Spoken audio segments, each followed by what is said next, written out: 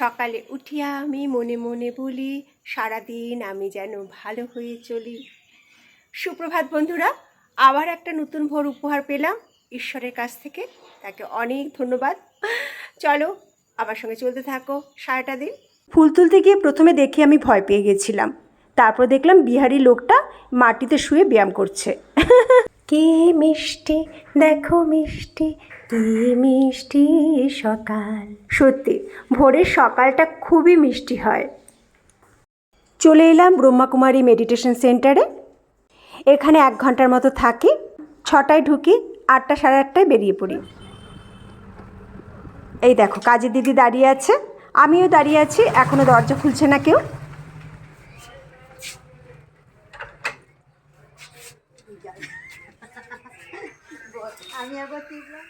ঘরে ঢুকেই আগে একটু চা খেয়ে নিলাম। এই দেখো আজ যে ড্রেসটা পরেছি এটা আমার নিজের বানানো। আমার বেশিরভাগ ড্রেসই নিজের হাতে বানানো। নিজের বানানো পোশাক কার না পরতে ভালো লাগে বলো? আমার তো ভীষণ ভালো লাগে। আমি নিজের জন্য চুড়িদার, ব্লাউজ, এমনকি 1 পিসও বানিয়েছি। ফ্রক, চুড়িদার সব কিছুই বানাই। যখন যেটা মন চায় নিজেই বানিয়ে পড়ি। তারপর তো অর্ডার আছেই, কিন্তু সবার আগে নিজের জন্য। রাস্তাটা ওর মনের মতো বানানো হয়নি বলে দেখো মুখটাকে কেমন বেজার করে রেখেছে।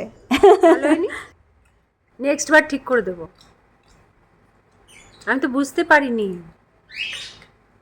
এই দেখো একটা ছোট্ট বাচ্চার মতো রাগ করে আছে, বলছে সব কিছু মাছের ঝোল না। ওর খাওয়া দাওয়া নিয়ে এত বায়না, তোমাদের কি বলবো। এই দেখো খাবারটা পুরো খেলোই না। শম্পা এসছে, ও আমাকে একটা সালোয়ার কামিজ বানাতে দিয়েছিল পাঞ্জাবি গলা করে। এই দেখো ও অনেক দিন ধরে আমার কাছে সব কিছুই বানায়, ব্লাউজ, সালোয়ার কামিজ। খুব সুন্দর ফিটিংস হয়েছে। ও খুব উঁচু লম্বা, ওর ফিগারটা ভীষণ সুন্দর। মুখ দেখানো বারণ, তাই মুখটা দেখাতে পারলাম না। এদিকে আবার চিমনি সার্ভিসিং করতে চলে এসছে। আমার শান্টু পুন্টুদেরও খুব খিদে পেয়ে গেছে, ওদেরও খেতে দিয়ে দিলাম। আমার লাভ বার্ডগুলো ভীষণ দুষ্টু। আজ বেগুনি হয়েছে, ডাল হয়েছে, কলমি শাক ভাজা হয়েছে, আমের ঝোল হয়েছে আর মাটন হয়েছে। আমাদের আজকের মেনু বেগুনি, ডাল, কলমি শাক ভাজা, মাটন আর আমের ঝোল। আমরা লাঞ্চে বসে পড়লাম, অনেক বেলা হয়ে গেছে।